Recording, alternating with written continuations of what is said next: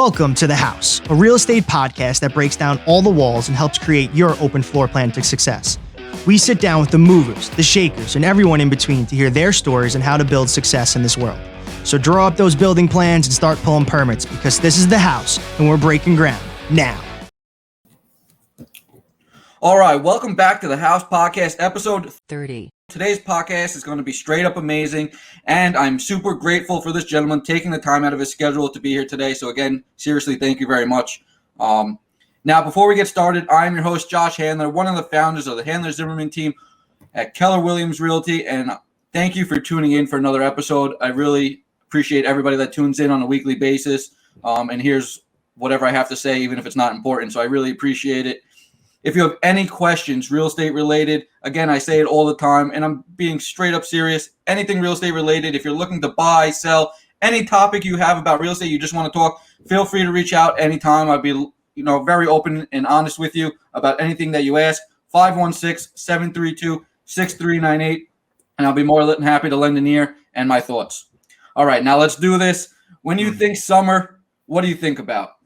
For myself, most of Long Island, folks, I think barbecues, beaches, and of course, the Hamptons. So today's guest is an absolute savage realtor, star on $1 Million Beach House on Netflix, has a huge background in the development game. How does he do it all? I have no idea, but today we're hopefully going to find out. JB from Nest Seekers, thank you for coming. Welcome to the show. Hey guys, Josh, thanks so much for having me. This is an absolute pleasure and glad I could make some time. I know I've been pushing you off, but I'm happy to be here and happy to be part of this thing. Listen, I'll call out Jimmy because he keeps saying yes and then pushing me off also, but you came through first. All right, I'll take it. I always like beating Jimmy, so that's good. Again, thank you for coming on. I know you're absolutely crazy right now, busy, so I really appreciate anybody that takes the time, especially somebody like yourself. So, it does mean a lot, so thank you again. Let's dive right in. So, literally, everybody that knows you, for the most part, I'm sure has seen you on TV now. If they haven't, go watch season 1 before season 2 comes out. $1 Million Beach House. How has $1 Million Beach House changed your life? And then we'll talk about how it's changed your business. Yeah, I think right off the bat, how it's changed my life is we're going deep real quick, but get right into the nitty gritty. Yeah, this is kind of I haven't shared this a whole lot with people, but I had. And I don't know why this is, but I always had some kind of self-confidence issues. And even though, people will look at me, they'll be like, why? I don't get it.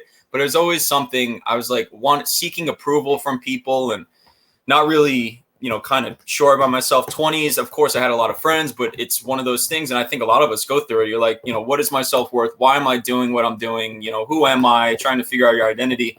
And what was cool about $1 Million Beach House is I was completely myself the whole time. And to see how many people resonated with how I felt, how I shared my feelings, how I behaved on the show, how I acted within business and with my friends on the show, I got a lot of good positive feedback and a lot of people that responded with, hey, I'm going through what you're going through. How do you get through it? What do you do? And so just being able to connect with people, not only fans of the show in the States, but also around the world was so freaking cool. And, I tried to, Josh, get to everyone. I tried to answer everyone on Instagram. This was during, this is during the pandemic. I mean, it's impossible. Dude, you gotta get flooded with messages. Exactly. And it's during the busy time too, when we were rocking, the last 12, 15, 18 months have been absolutely insane for us business wise. So I tried to get to everyone, but I think, to answer your question, it changed how I approached life and just my self-esteem, I guess, my self-confidence, and knowing that people were like me out there and maybe struggle with, their self-esteem, but can kind of get through it. And so that was really cool. And then business-wise, man, yeah, it was. So here's the thing I tell people. So it wasn't like I was able to get a lot of listings from it, which, yeah, there's some people out here that are like, here, JB, take a crack at, pitch me on why I should list with you guys and Nest Seekers. It was more so referrals from brokers around the country.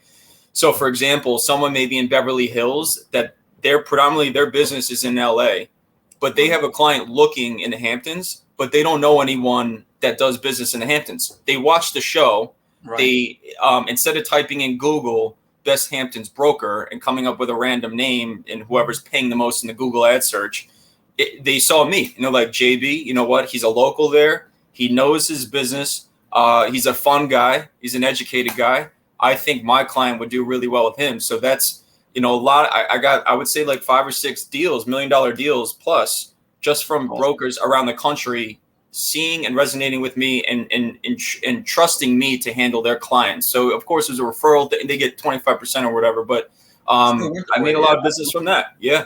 I mean, that's awesome. And I think that's one of the things I like about you is on your social media. Like if anybody wants to look you up and they look at your social media, they see like you, it's not like a facade. Like they see things that you're doing, hanging out with your dog or this and that. Yeah.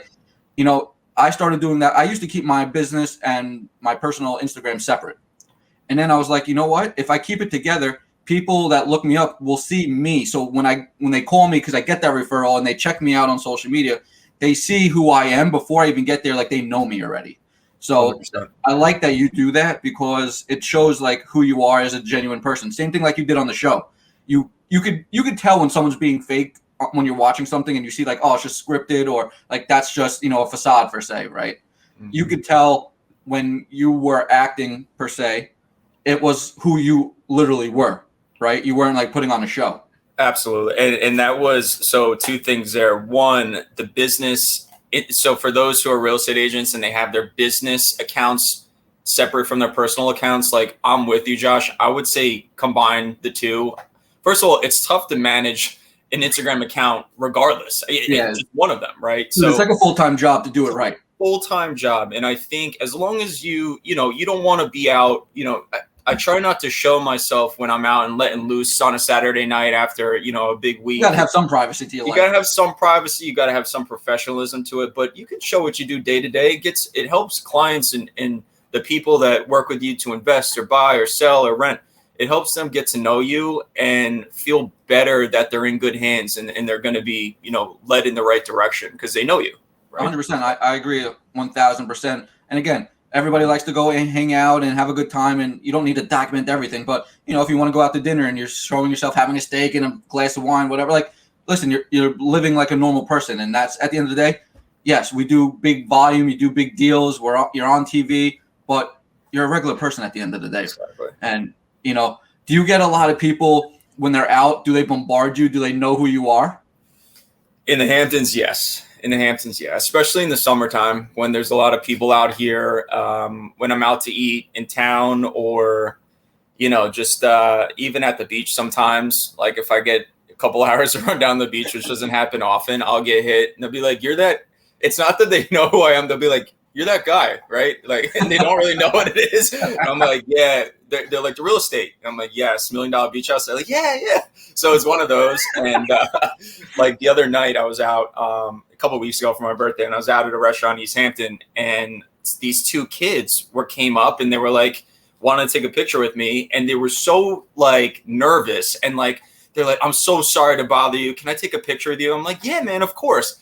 Then the one, their sister, this poor girl is like shaking. Like my girlfriend sees her shake. And I'm just like, guys, trust me, I'm a normal guy. Like, relax. Like, it's okay. Dude, so people get like starstruck. You're on TV and it's like, you're like a totally different person. Yeah, which is weird for me because I'm, as you know, Dave, like I'm just a normal guy. So I don't really look at myself as a star or so. Like, it's just, it is what it is, but right. It's really cool to be recognized. I like it. I'm a Leo. I'm kind of a center of attention guy as it is. So Has it ever become too much? No, it's never. No, it's not too much. Good. I'm not like Derek Jeter or anything. So once that happens, maybe after season 2. Maybe after season 2, we'll see. So I know we spoke about it briefly right before. So talking of season 2, I don't know how much you could say about it, but what can you tell us about season 2? What can we be looking for? I know that people want to know, that have been waiting for season 2 because that's the worst part when you binge watch, the whole series in 2 days and you're waiting. Are they going to make a season 2? When's it going to come out? Are they making a season 3? Yeah. So that's the tough part. It's like and even from a business standpoint, you want to leverage the show and keep the momentum going. And when we shot season 2, which is technically for everyone out there, it's going to be season 1 because the show's moving to Discovery Plus. So if you don't have Discovery Plus, subscribe now because it's coming out soon. And it will be also it's going to be on regular cable television too, on HGTV. But we started filming that in May, I think late April, early May of this past year. Finished late June. We still have a couple of pickups to do, like some interview stuff. Oh, actually, only about 3 months of filming. That's not too bad. 3 months of filming. It's like Monday through Friday, some Saturdays, but it's 6 hours a day. And so it will be this year. It was supposed to be 6 episodes. They're doing the post cut ups over the last 2 months. The executives see it now. They want 8.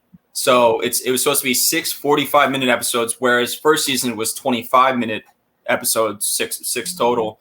So it's going to be a lot more content. And then we're coming back out to shoot 2 more episodes in mid-September. Nice. So we'll have a total of 8 episodes, 45 minutes each, a lot more content, a lot more deal drama than the interpersonal drama from season 1, which is what I'm trying to go for. But yeah, the season 1, they had to show you who everybody is, and now the games are on. The game's on, man. And so we will, it should be, everyone keeps asking, when's it going to air? When's it going to air? We're hoping for late fall. It's probably going to be like right at the turn of the new year, like January. Awesome. I can't wait to watch it, honestly. Obviously, when you're in the business, you like watching those shows. At least I do, in any downtime that we get. When you said you were doing it Monday through Friday, some Saturdays, 6, maybe 7 hours a day, how was that with work? Especially when you're busy. I mean, when I'm busy, I know any free time I can get, I'm trying to use for whatever I could possibly do, right? Yeah. If I had to know that I'm on set for 7 hours a day, the whole week, how does that affect your business, and how are you able to still conduct, your regular 9 to 5 per se?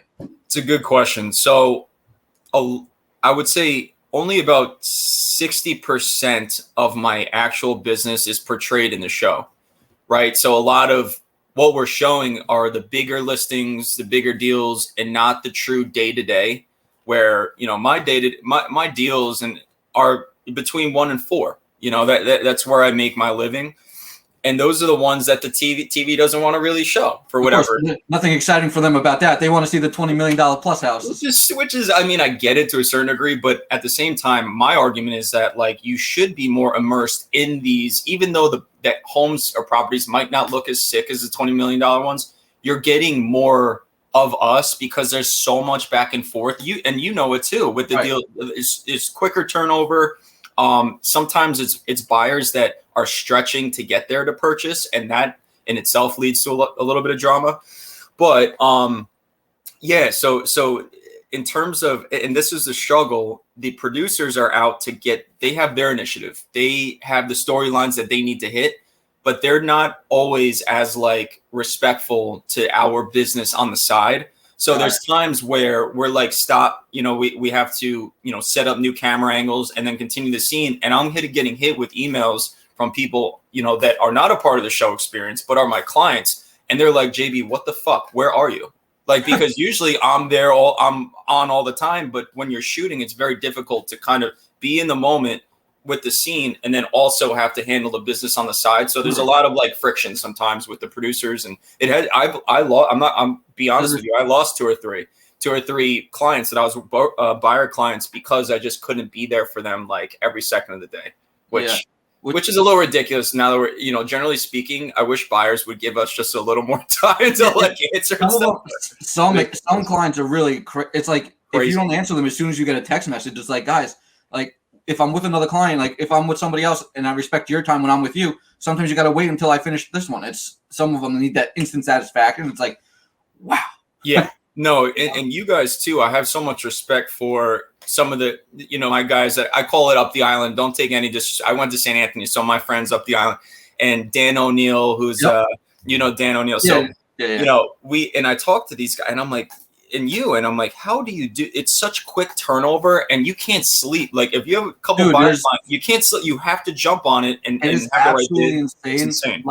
Dan, I speak to him, I would say once a week, sometimes give or take. We'll talk about random bullshit here and there.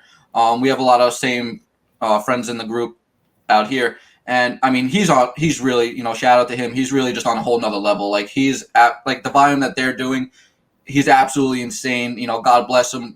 Crushing it. I look up to a lot of things he does with how he started doing social media. I took a lot of pages out of his book, and I was, where same where you putting everything on one Instagram and doing the more funny videos and stuff like that for listings and stuff, just because it took the business to the next level. And, I really think, all the things that he does for that, because it worked for him, and it just showed more like who you are. Like, you like to have a good time. You could have a good time and promote your deals and stuff like that all at the same time. And it makes it just for better entertainment rather than say, hey, I got another listing, come check it out. Right. Yeah. And it's also like creative, right? Like everyone does. Like, how do you stand out in this business? How are you able to get listings? How are you able to ensure your client that their property is going to get the most exposure and the most eyeballs on it? And that's how you do it, is being yourself, being kind of that new generation, the millennial generation that is so content driven, and how we consume things and how we make business decisions based on the content we're looking at. So yeah, I'm like a huge fan of what he does and you do. And like, I think we just got to keep it going and like, just keep growing and evolving. We're like the younger generation of the real estate that's going to eventually take over when all these, the older people are going to be on their way out. And, people are going to want that younger generation that's on social media, that's promoting their houses through social, and not just, these other people. The penny savers are dead. It's time for the new school to really take over. And I think stuff like this is really helping. Like the other day, I went out with some friends that I never met before, and we did one video we did where we were selling a ranch style home, and we were wearing ranch dressing costumes, right? So I love it. me and one of my partners on our team, it was his idea. Shout out to Steve. It was a great idea, brilliant. I was a little skeptical. I was like, all right, let's just do it. And we went out to see some people the other day, and they're like, oh, you're the second half of the ranch costume? Like, they didn't know who I was, other than you were the second half of the ranch costume. I was like, yeah, that's me. You can now put it, face to the name. It does work. People remember that. Like, you didn't remember me. You remember the dressing. You remember the costume that we wore. That's right. So, you gotta do those innovative like marketing techniques and stuff, man. I'm all about it. I love it. I gotta actually. Do you have any video of that? I'm gonna have to check that out. Yeah, I'll send it to you. It's on my Instagram, but I'll send it to you. I'll check out I'll check it out. It's too funny. Too funny, man. So now that when obviously you do a lot of volume, right? Obviously, for somebody in the Hamptons, I'm going to assume, I could be totally wrong. Out here, our volume of houses, price-wise, is a lot less, obviously, than yours. We sell a lot more volume, but you guys can do a lot less volume and make the same, if not more money, right? So how many houses are you guys selling out there to be considered busy, or what do you consider to be busy, or is never enough? Whew, man, it's a good question. Because like for me, I'll go first if you want. Like for me, yeah, I can never have, like, I can't have, like, I don't, when I'm working and doing real estate related stuff, I don't feel like I'm literally working. So I could literally be doing it like all day long and not feel like I need a break. So like, I always want the next deal.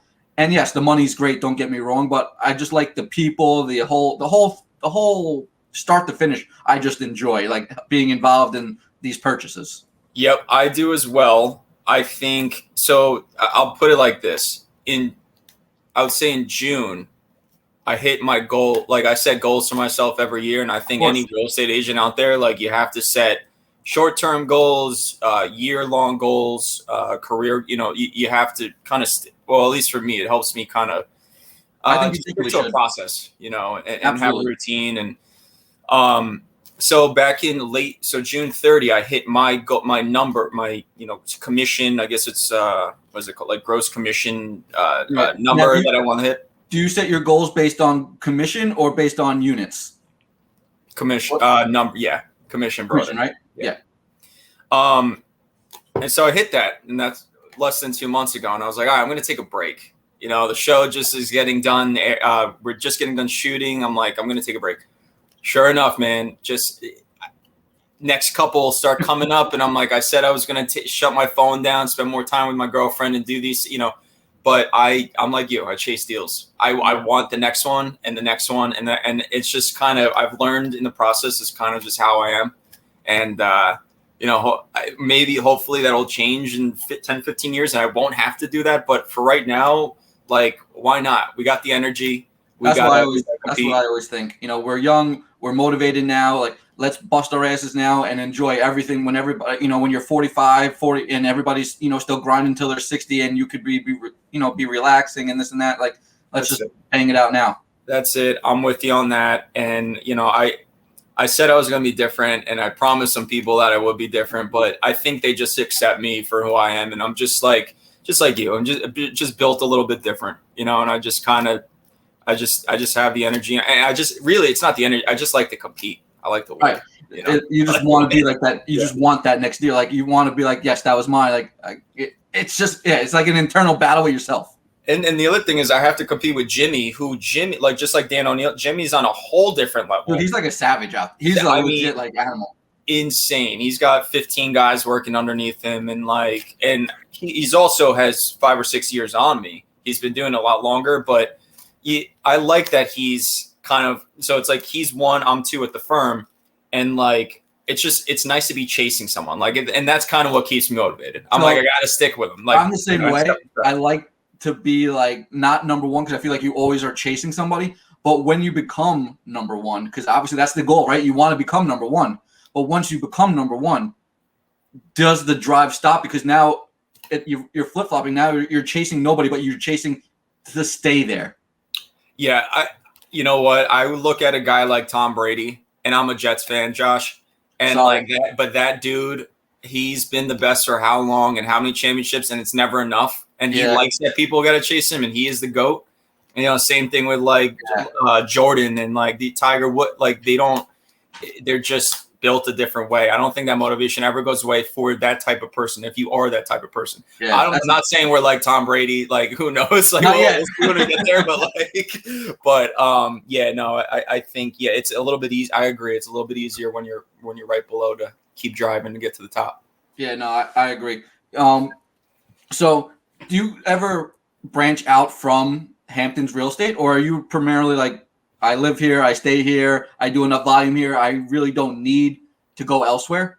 Yeah, that's a good question. Or do you ever come out to the island? Do you come out? I mean, you know, how do you come out from selling, you know, $2 million houses to come and sell like $700,000 house?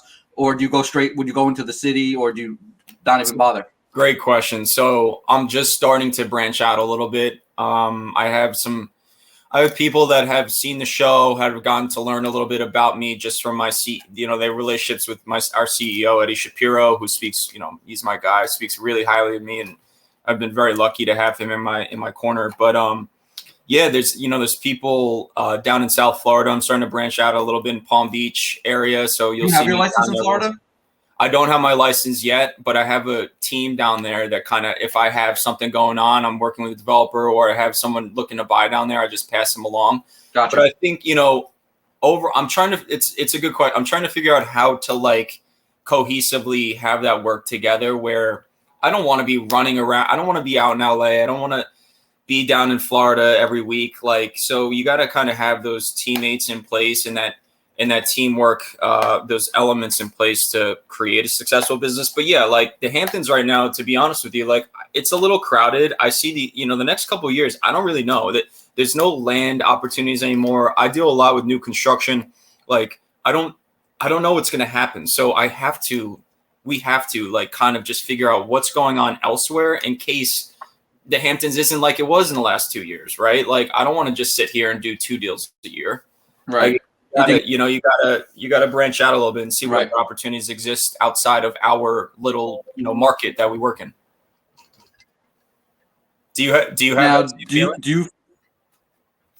So I would say a lot of people now, where the fix and flip investors that used to be able to buy a Cape or buy a ranch or buy a Colonial, whatever, and leave it as is and just, fix it up interior wise.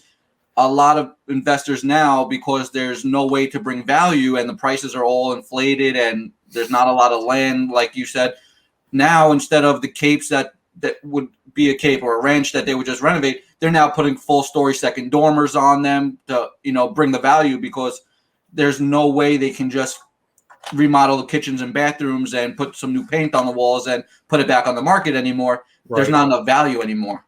So they're ripping these things apart and making them, where I grew up, my house was $500,000, and the average price was probably, in that ballpark. And we had a pretty larger home, and that's what they were. Now, in where I grew up, these contractors, they're building all these houses now. They're selling for literally $1 million, 1.1, 900,000. It's like that was 5 years ago. Right. when I left where I grew up and bought our house, and it's just like crazy to see in 5 years just the development that's going on, and the prices are just going bonkers. And so the question is, do we think that is the new, do we think that this is the new benchmark, or do we think that in the new floor, so to speak, or do we think that prices are going to come down from this? It's tough to say. And it is tough. I kind of think that this might be the new kind of floor, the new normal. And, whatever happens after this, maybe prices stay the same for a longer period of time than maybe appreciating, right, where you see it. There's certain areas that you work in that those areas will appreciate more. Same thing in the Hamptons. There's certain areas that are going to start to go up higher at a higher clip than other areas.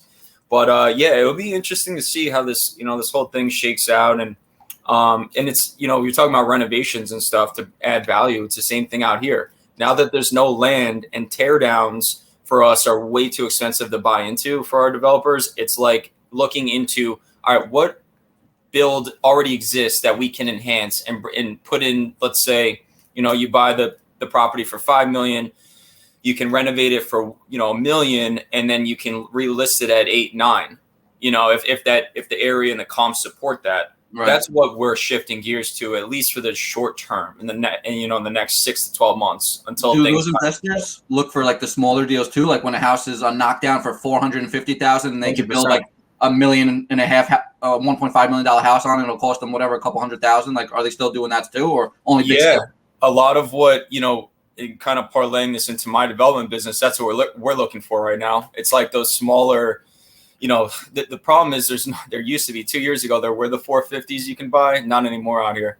It's the floor to buy into the market is at 600 or 700 for an absolute piece of shit. It's just, that's, and then do you tear it down and build? But more often than not, if you're buying something for 650, it's in an area that all the other homes are 750, 800, 900. So then, does the investment make sense, right? Where's the money for you? Where's the return for the developer? Right. And that's kind of the balance and trying to figure out what makes the most sense here. Is it the bigger renovations? Is it those flips? Sometimes you can get lucky, but the next 6 months we have to figure out. I don't know. I have guys, they're JB, where are the properties? Where are the opportunities? And I'm like, guys, you can't buy anything right now. Right, it's just so dry. Expensive. There's nothing there, and it's too expensive. So it'll be interesting. Two-part question. Then I want to speak a little bit about the investment side with you and the development side, because I know you're big into that as well. Out here, mortgages play a big factor for us price-wise. Mm-hmm. I think the lower rates are definitely helping a lot of people. It's giving more people buying power. They're allowed to afford more. They're willing to spend a little more because their monthly payment's still hundreds of dollars less than if the rates were going back into the 4s, where they were, 2 years ago. In the Hamptons, are a lot of people buying houses with mortgages, or are a lot of these deals cash where the mortgage rates don't really affect anything? Because how you mentioned, where do I see the all of a sudden I saw a tongue. I'm like, what is that? Okay, I know. Look, he's got a bite on my arm. I know. We're going to go outside soon. This is Oliver. Hi, Oliver. So I think this is okay, right? If he's just yeah, you're good. Okay. So I think for the lower price homes, anything between I would say 750 and 2.5, which I know it's crazy for you to hear. That's low end for us, but that's just that's just how it is. Yeah. I see probably 8 out of 10 buyers are mortgage contingent. Oh, okay. Or doing some kind of financing. Right. They do a lot of hard money out there. A lot of people buying, you buy them with hard money, and then they figure it out.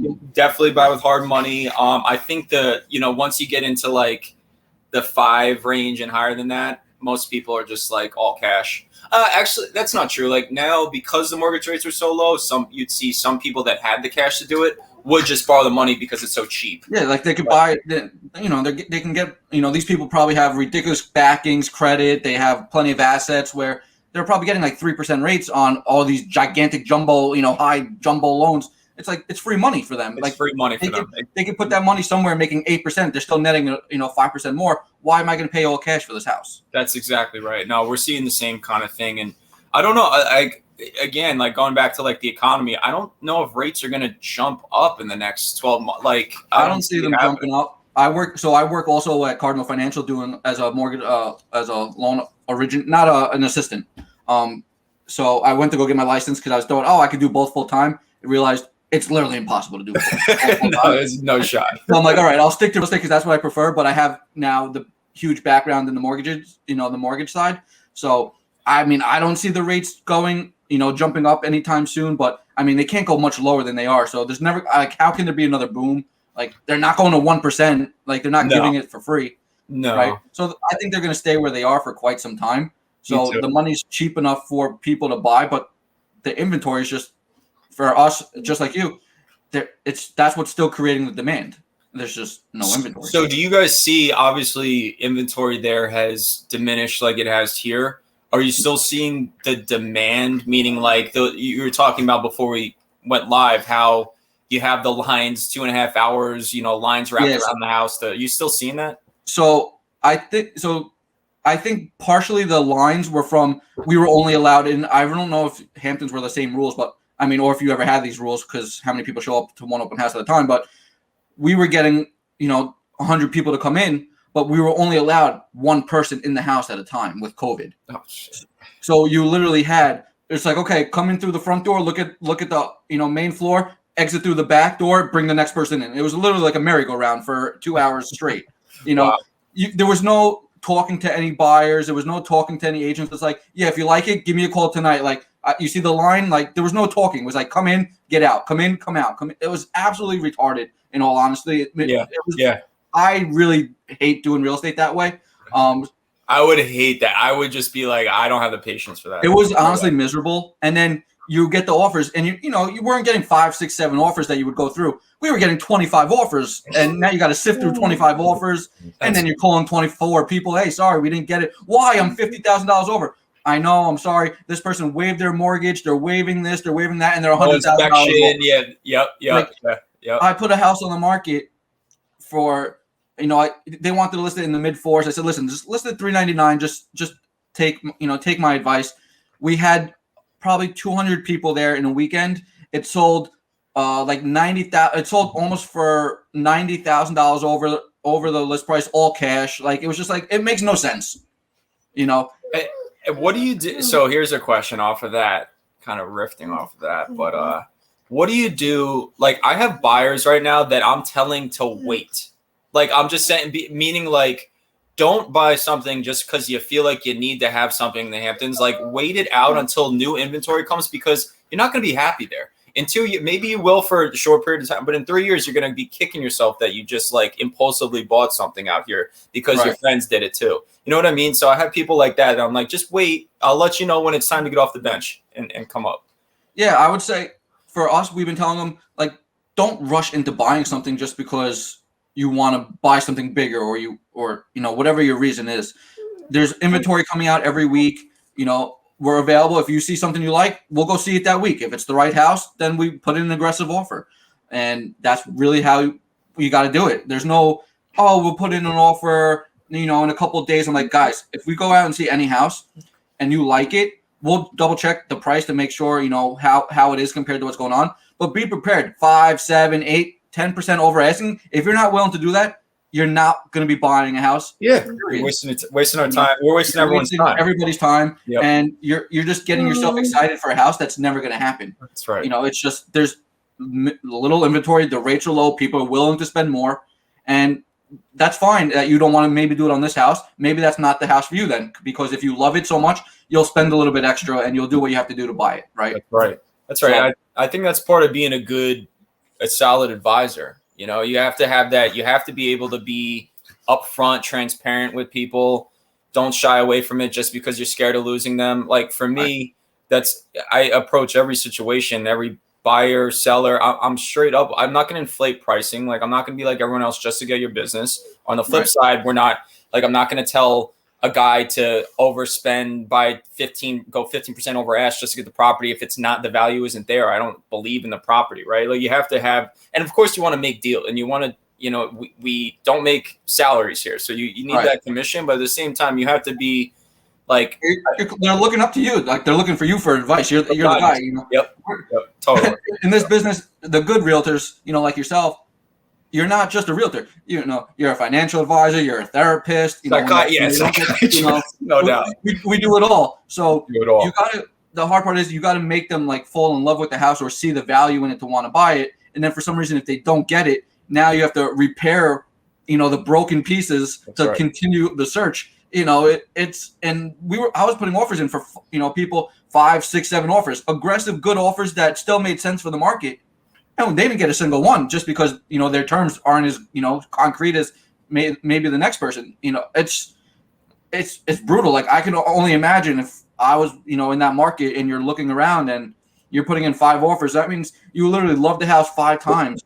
And then you broke up with that house 5 times to go find like the next boyfriend. That's right. That's I know. It's you get attached and then it's like, I know, man, it's tough. I do give credit to a lot of people that like, that we worked with over the last 12 months that like stuck it out. And like, I've had people that lost out on 2 bidding wars. And cause I told them not to go up, it's not worth it. You're going to kick yourselves. And then the third house that was the right fit. They finally, and they're like, thank you, JB. Thanks for, talking some sense into us and letting us wait. And agreed. It works out when it's meant to be. I always say when it's meant to be and it's right, it'll work out. There's no reason to overspend just because you want this so badly. Listen, there's some people that are going to want it so badly and they're going to pay whatever it takes and the money doesn't matter. And God bless them. God bless them. At that point, you're not thinking 5 years, if I decide to sell, am I going to be underwater? You're thinking, I love this house. I don't care. Like the money doesn't matter to me. I want this. And regardless if it was a house, a car, whatever. Exactly. And to be honest with you, I see that more often than you think. The money. Well, I'm sure you see because you deal with people with a lot more money than I do. They're like, they don't even care. I'm like, you want the comps? Like, do you want? They're like, no. Like, I just want the house. Get the house. I'm like, okay. Like, great. Thank you. Yeah. Right. Listen. I mean, when we get those, you definitely like. That's like, it's like, nope. All right, just get me the house. Got it. You do your part. You say, "Hey, you sure?" Like, and you double check with them. I don't think it's good. How the value is going to appreciate that much. The investment might not be safe. And they're like, "I don't care. Go get the house." And I'm like, "Okay." I said my piece. Like, let's go get it. I know it's crazy. It's crazy. So last couple questions before we'll wrap it up. I know your family. I think I was reading a little bit about. I tried to read a little bit about it, so I had some input.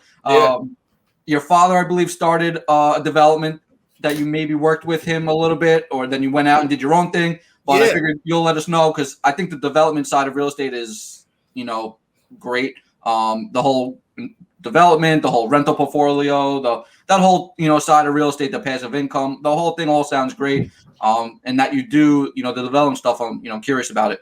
Yeah. So my dad has been a builder out in the Hamptons for like 30 plus years. He was actually one of the first to actually come up with the traditional look that you see, and the traditional residential home that you see. And he did it for a long time. He held on to some property, thank God, through the financial crisis in 07, 08. At that time, he had been working, I guess at this time, he's probably like mid to late 50s. He's like, you know what? Like he was shot. He's like this, Italian, old school Italian guy, God bless him. And he's just like, I gotta take a break, and so he waited essentially until my brother and I were old enough to kind of revive the business and come out. So he took a break from 08 to really like 2017 when my brother started to help him out. We started to develop some properties together. We do so the business is back up and running. My job is to kind of evolve it from like the old school construction, no website, no social media marketing. Right. What is how do you do Google ads? Like, what does this mean? So like, that's my job now is to kind of help them through that and bring business and bring leads because thankfully, because of my platform, I'm able to do that. My brother acts as the project manager. So he's in charge of all the subcontracting work. and making sure the execution's there. I'm more in charge of like bringing money to the table, finding guys that want to invest with us on our projects, coming up with working with the architects, figuring out the design of these homes. And now it's just, we did 2 last year. We did a one that sold for 4.5, which was 6,800 square feet, 7-bedroom, pool, tennis, the whole thing. Another one that just sold mid-construction, which is pretty cool. That's my first one. We sold mid-construction. Nice. For 3.6. So we stay busy, do a bunch of renovation work out here too. We do some stuff up the island as well. I'm more fascinated with that part of it.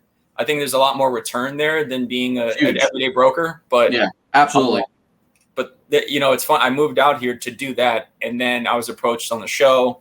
I thought it would be 80% development, 20% just selling some of our projects, and then it flipped. And then because of the show, it went to all my focus was like being a real estate guy. So is your goal to eventually sell less real estate, maybe build out a bigger team where the leads and stuff can go to the team and you could focus more on the development side? 100%. That's what I'm working towards. You nailed it. Yeah. I think, you can't listen, we know we're making our 2-3% on a deal, whatever, maybe you scoop the whole thing and you get, with a fat paycheck, but the development stuff I think is, you really can't you can't compare a commission to development, no. What you can make on a development deal or anything of that nature. God, no. And it's just totally different. You're not dealing with you're not dealing with the buyers, not dealing with the sellers. Like I got my architect, I got my contractors, and the contractors are probably the hardest thing to find, good contractors. But once you've got a good crew, it flows probably pretty well, I would assume. It does. And finally, Chase now, my brother, has it it's like clockwork. The first year or so when he was doing projects, it's like anything else. You start something new, you got to learn your way, find your voice. How much can I push guys to get there to the job? And he's like, I'm type A. Chase is more of, he's just like, he's type B. He's the middle child. He's like, he was below me in school, and I was kind of like the crazy type A business guy, and he's more like, JB, you're crazy, like stop. So it's been interesting to see how he's grown as a man and how he's grown into this role as being like the boss on the job. And but now, he's got his guys, he's got his team. He knows he pays them up front. They get there, they do business with him and get the job done, and kind of let the other guys, their other projects and clients go by the wayside, because we do it the right way out here. So that's awesome. Yeah, so it's been fun. It's just been busy, dude. It's like it's just crazy. I'm ready. Like I was supposed to go away next month, but to my buddy was getting married in Italy, but because of the Delta variant, they canceled that. And I'm like, God, like come on, like I just want to go. I want to get out of here for a little bit. But it is what it is. It's all good. So for newer realtors that are looking to get into the game, maybe they're like, all right, I see the show, or they live in the Hamptons, or whatever the case may be. Give me 2 or 3 top things that you would recommend to them to do if they're just starting out to try to get business going or try to get their name out there.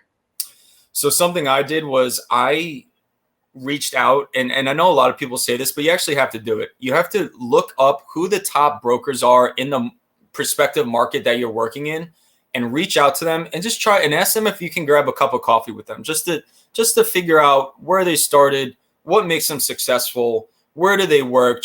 Just pick their brains. You'd be surprised, a lot of people will take that meeting and give you 30 minutes. The more people you talk to and hear their stories, and you have to be a good listener and be into it. And that helps you understand kind of the big scope of how the business works.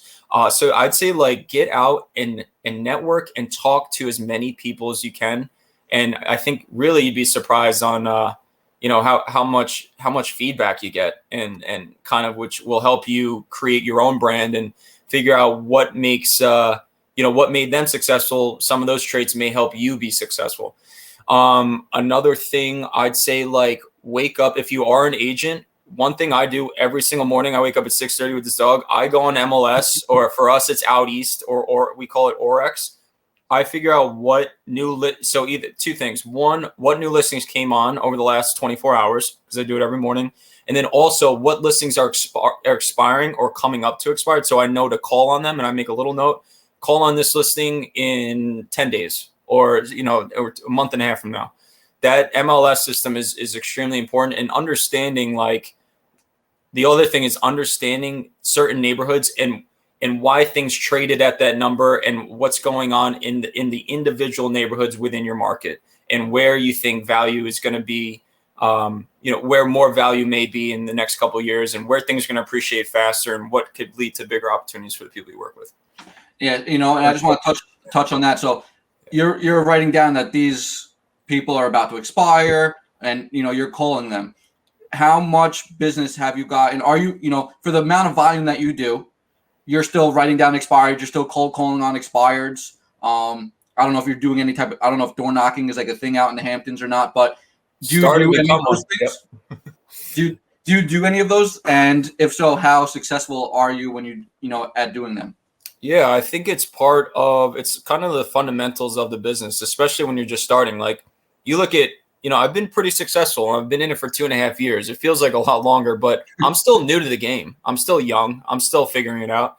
So in order for me to get ahead, and I think, anyone that's in a competitive business like you guys up, in Nassau and Suffolk County, like, you have to do these things. I call them prerequisites. Like, people ask, what makes you so special? Oh, I work hard. No. Like, working hard that's a prerequisite. Like, if you don't work hard, you don't have a chance. Working hard and working smart and effectively, that actually puts you now you have a chance to compete. It's not like working hard is just now you're going to get shit. Like, right. That's not how it works. Exactly. Like, so those little things, and it's led to some business. Like, would I like it to lead to more? Probably, for the time you spend on knocking on doors and looking at those and calling on the expired listings. But it's more or less kind of just something that it's part of a routine and a way to train yourself a bit, right? And keep you on pace and keep you on schedule. And that's where I see the most benefit from doing those things. But of course, you're gonna get lucky. You keep hitting on someone time and time again, they're gonna answer and they're gonna say, "Hey, let me give you a shot. Come to my event or come to." Absolutely.